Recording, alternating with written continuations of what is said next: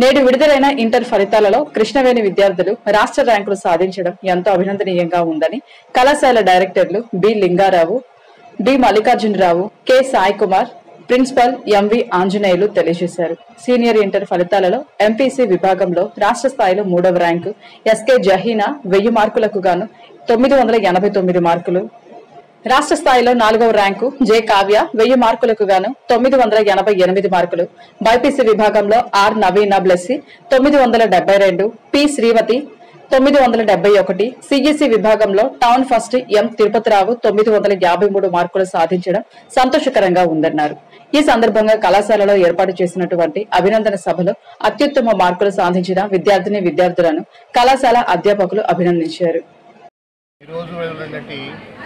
Inter ప్రథమ సంవత్సరం మరియు ద్వితీయ సంవత్సర ఫలితాల్లో town first, town second, town third సాధించినందుకు అందరు విద్యార్థులందరికీ కూడా అభినందనలు తెలియజేస్తున్నాను. స్టేట్ ర్యాంకులు గత 5 సంవత్సరాల నుంచి మనం ఎప్పుడూ కూడా స్టేట్ ర్యాంకులు సంపాదించుకుంటున్నాం. ఈ సంవత్సరం కూడా మంచి స్టేట్ ర్యాంకులు సంపాదించుకున్నాం కాబట్టి ఇక ఎప్పుడూ కూడా మనకి తిరగలేదు. ఎక్కడో మారుమూల ప్రాంతంలో ఉన్నటువంటి వినుకొండలో కార్పొరేట్ విద్యను అందిస్తూ మంచి ర్యాంకులతోటి ఇప్పుడు రాబోయే ఎంసెట్, నీటు ఇలాంటి కాంపిటేటివ్ ఎగ్జామ్స్లో కూడా మంచి ర్యాంకులు సాధిస్తామని కోరుకుంటూ మా విద్యార్థుల తల్లిదండ్రులందరికీ కూడా అభినందనలు తెలియపరుస్తూ సెలవు తీసుకుంటాం. 988 వచ్చినాయి.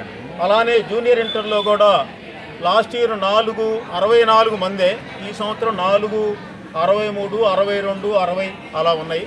ఏదేమైనా కానీ మొదటిసారిగా స్టేట్ ర్యాంకుల్ని, కేవలం టౌన్ ర్యాంకులనే కాకుండా స్టేట్ ర్యాంకుల్ని సాధించడం జరిగింది.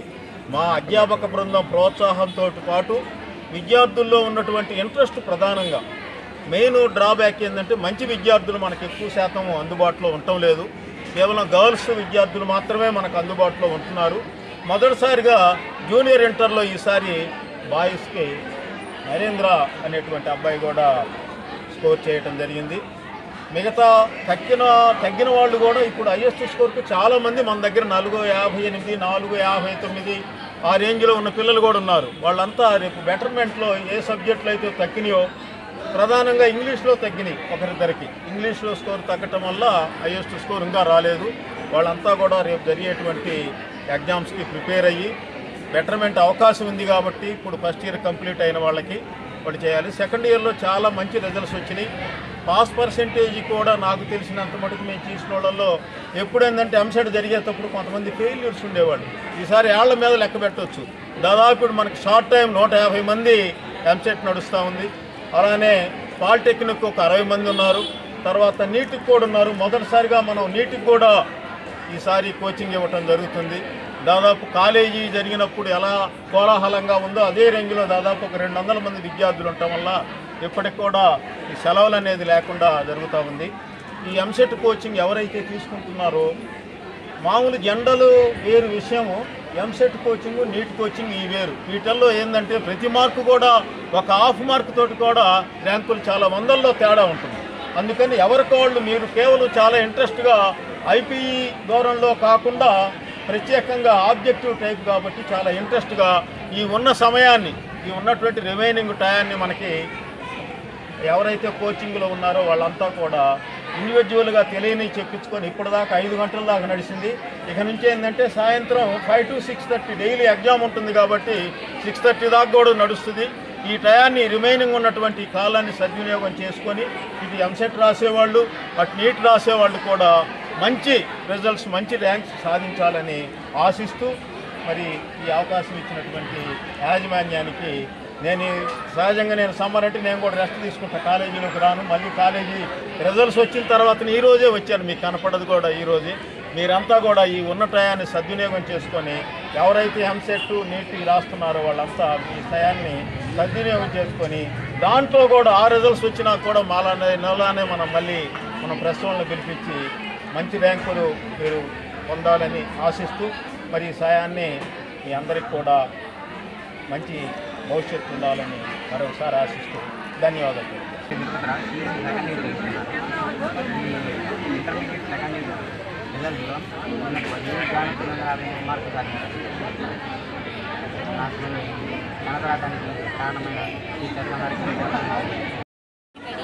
My name is Mazhar Krishma.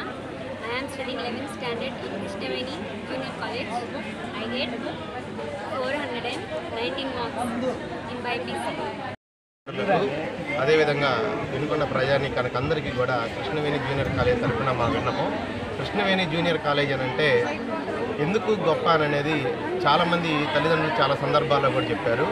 So we're very genuine at our results. So మీరందరూ కూడా కంపల్సరీగా గమనించాలి. మా దగ్గర ఎవరైతే స్టేట్ ర్యాంకర్స్ ఇప్పుడు ఏదైతే మార్క్స్ పరంగా అనౌన్స్ చేశామో అందరూ కూడా మా దగ్గర 2 సంవత్సరాలు చదివినటువంటి విద్యార్థులు మాత్రమే.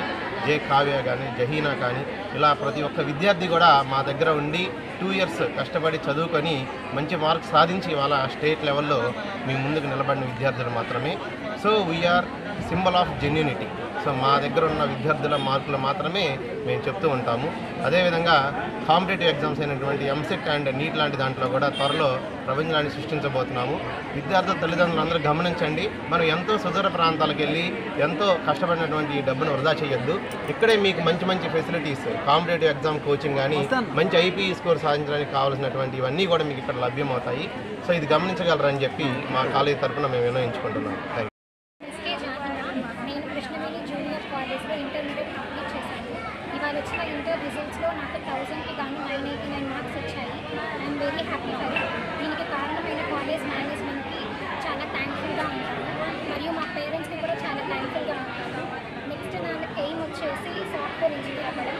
దానికి కావాల్సిన ఎంసెట్ కోచింగ్ కూడా కాలేజ్ వాళ్ళు అందిస్తున్నారు. నేను మంచిగా చదువుకొని ఎంసెట్లో మంచి ర్యాంక్ తెచ్చుకుంటాను. నా పేరు ప్రజ్ఞ. నేను ఈరోజు కృష్ణవేణి జూనియర్ కాలేజ్లో జూనియర్ ఇంటర్ ఎంపీసీలో చదువుతున్నాను. ఈరోజు వచ్చిన ఇంటర్మీడియట్ రిజల్ట్స్లో నాకు 470 to 462 మార్క్స్ వచ్చాయి. ఇన్ని మార్క్స్ నేను గెయిన్ చేయడానికి హెల్ప్ చేసిన కాలేజ్ మేనేజ్మెంట్ వారికి, స్టాఫ్ మెంబర్స్కి, డైరెక్టర్స్కి అండ్ మెయిన్గా మా పేరెంట్స్కి చాలా థ్యాంక్ఫుల్గా ఉంటాను. ఇంకా నా లైఫ్లో నేను అచీవ్ చేయాల్సిన సాఫ్ట్వేర్ ఇంజనీర్ అవ్వాలనుకుంటున్నాను. నేను దానికి హెల్ప్ చేస్తున్న కాలేజ్ వాళ్ళకి చాలా థ్యాంక్ యూ. నేను ఇంటర్మీడియట్ ద్వితీయ సంవత్సరంలో 1000 మార్కులకు గాను 971 మార్కులు సంపాదించాను. నాకు ఇదంతా రావడానికి కారణమైన మా అధ్యాపకులు ఉండాలి, అలాగే కాలేజీ మేనేజ్మెంట్ వారందరికీ నా యొక్క అభినందనలు తెలుపుతున్నాను.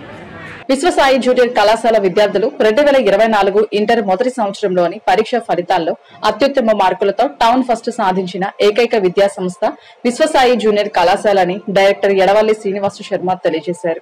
2024 ఇంటర్ మొదటి మరియు రెండవ సంవత్సర పరీక్షల ఫలితాలలో విజయబేరి మోగించి అతి తక్కువ మంది విద్యార్థులతో 2024 జూనియర్ సీనియర్ ఇంటర్మీడియట్ పరీక్ష ఫలితాలలో వినుకొండ పట్టణంలో విశ్వసాయి విద్యార్థుల విజయఢంకా మోగిందన్నారు. విద్యార్థులు ఆయా విభాగాలలో అత్యుత్తమ మార్కులు సాధించామని తెలియజేసేందుకు మేము సంతోషిస్తున్నామని ఈ సందర్భంగా వారు తెలియజేశారు.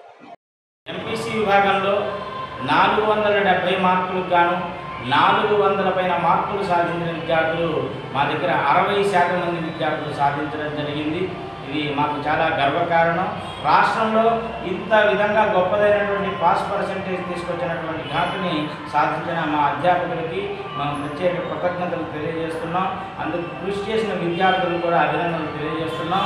అలాగే మాకు ఇంటర్మీడియట్ సెకండ్ ఇయర్లోకి వచ్చేసరికి 900 పైన మార్కులు సాధించిన వాళ్ళు 50% మంది ఉండటం కూడా మాకు చాలా గర్వకారణంగా ఉందని చెప్పేసి తెలియజేసుకుంటూ ఉన్నాం. ఇప్పుడు రాష్ట్రంలో ఉన్నటువంటి ఉత్తమమైనటువంటి కార్పొరేట్ కళాశాలకు ధీటుగా కూడా కళాశాల కార్పొరేట్ విద్యను కూడా కార్పొరేట్ స్థాయి విద్యని అతి తక్కువ ఫీజులతో అత్యుత్తమ ఫలితాలు సాధించే విధంగా మా అధ్యాపక బృందం బోధిస్తున్నారు. మన వినుకొండ ప్రాంతంలోనే కార్పొరేట్ స్థాయి విద్యను సామాన్య కళాశాలలో అందించేందుకు మేము ఈ కళాశాలను స్థాపించడం జరిగింది. ఇలాగే మేము కొనసాగుతామని తెలియజేస్తున్నాం. ఇంతటితో వెళ్లాను సమాప్తం. తిరిగి రేపటి వెళ్లానులో కలుసుకుందాం. నమస్కారం.